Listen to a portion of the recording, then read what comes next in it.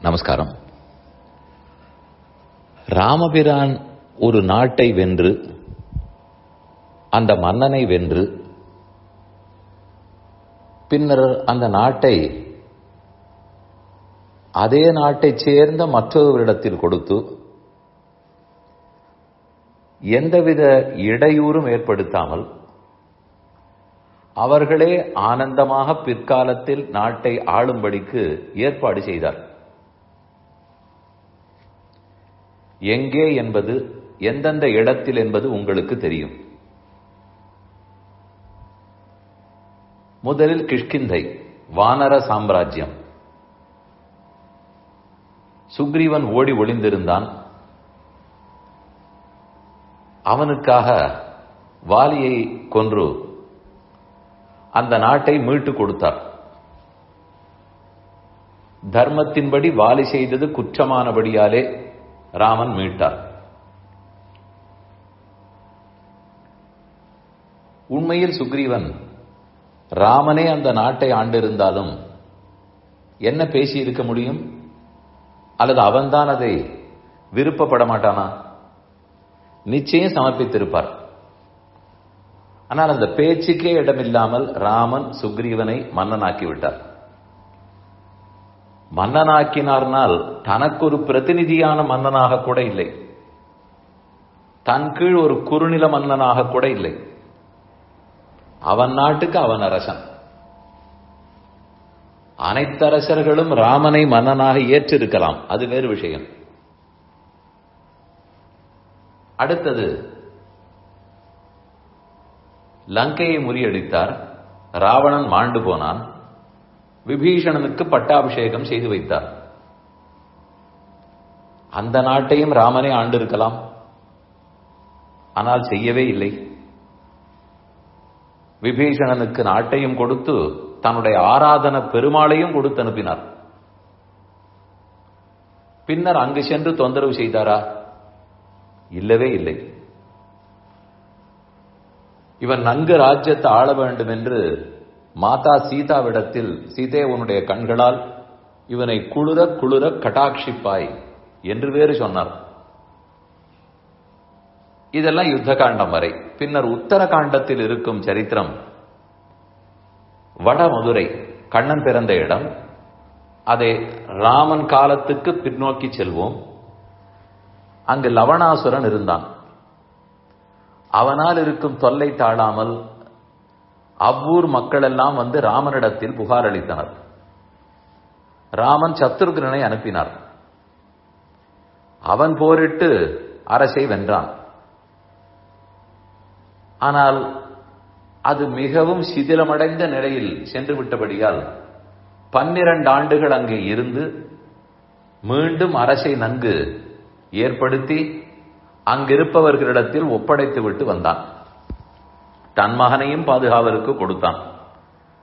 எந்த தொந்தரவும் பின்னர் கிடையாது. அதற்கப்புறம் சந்திரவம்சத்தவர்கள் எல்லாம் அங்கு ஆண்டனர். யாதவர்கள் ஆண்டார்கள். இப்படி ஒவ்வொரு இடத்திலேயும் ராமபிரான் அடுத்திருப்பவருக்கு எந்த தொந்தரவும் இல்லாமல் அவர்களிடத்திலே ஒப்படைத்து வந்தார். இது தாராள மனதுக்கும் நேர்மைக்கும் அடையாளம். ஆனால் இன்றிருக்கும் உலகத்தில் கடந்த 2 நூற்றாண்டுகள் 3 நூற்றாண்டுகளில் பார்த்தால் வல்லரசு நாடுகள் எல்லாம் சிறு சிறு நாடுகளை போய் பிடித்துக் கொள்ளும். அப்புறம் அந்த நாடுகளில் நடப்பது எது? முதலில் அந்த நாட்டின் சொத்துக்களை எல்லாம் சூறையாடுவார்கள். இதுதான் முதல் பயன். சரி, அதாவது சொத்துக்கு வந்தார்கள்னு சொல்லலாம். செல்வத்தை எடுத்து போகட்டும் என்றால் இல்லை. உங்கள் நாட்டு கலாச்சாரம் கலாச்சாரமே இல்லை, எங்களதுதான் கலாச்சாரம், எங்களுடையதான் மதம் என்று அதை புகுத்துவார்கள். அதை சொல்லி சொல்லியே குழப்புவார்கள். குழப்புவதோடு நிற்காமல் மாற்றவும் செய்வார்கள். அதோடு உள்நாட்டு கலகத்தை விளைவித்து மக்களையே பலவாறாக பிரிப்பார்கள். நான் சொல்லும் எல்லாவற்றையும் சரித்திர புத்தகத்தோடு நீங்கள் ஒப்பிட்டு பார்க்கலாம். முதலில் சொத்து கொள்ளை, நாட்டையே பிரித்தாடுதல், குழப்புதல், அவரவர் கலாச்சாரத்தை தாழ்த்தி பேசுதல், தங்கள் கலாச்சாரம் உயர்ந்தது, தாங்கள் ஆளப் பிறந்தவர்கள்னு சொல்லுதல், இது இத்தனையும் நடந்து அந்த நாடே சிதிலமறைகிற நிலைமைக்கு வரும்.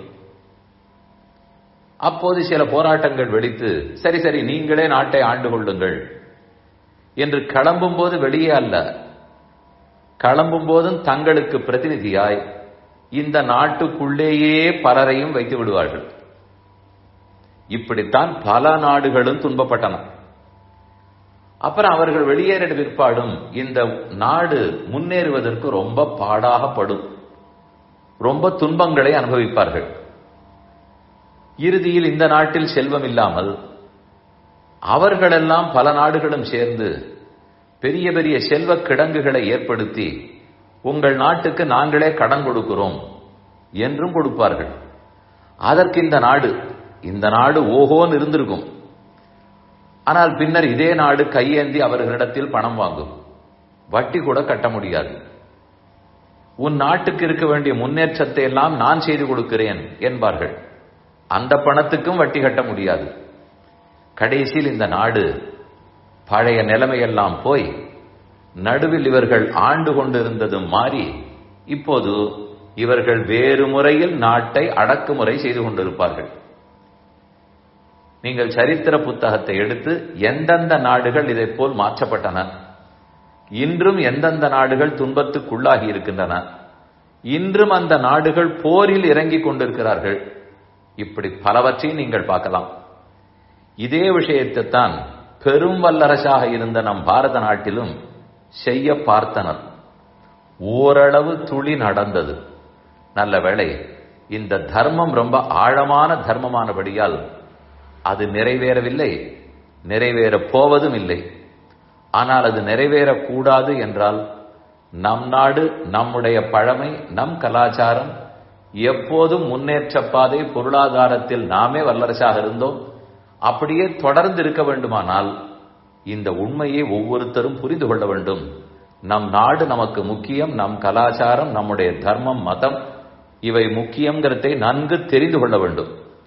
இந்த விஷயத்தில் கணக்கு பாடம் படித்து, அறிவியல் பாடம் படித்து மட்டும் நிறுத்தாமல் சரித்திர பாடத்தை, உண்மையான சரித்திர பாடத்தை எடுத்து படித்து அதன் அடிப்படையை தெரிந்து கொண்டு அதில் ஒரு பற்றோடு, நாட்டு பற்றோடு இருக்க வேண்டும் என்று கேட்டுக்கொள்கிறேன்.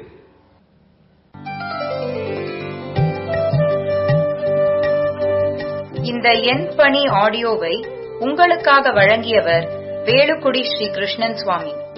இந்த ஆடியோவை தினமும் உங்கள் மொபைலில் பெற கிஞ்சித் என் பணி KINCHITENPANI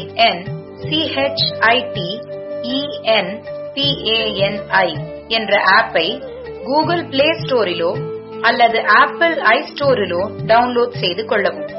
தினம்தோறும் இது போன்ற உபன்யாசங்களை கேட்டு மகிழவும்.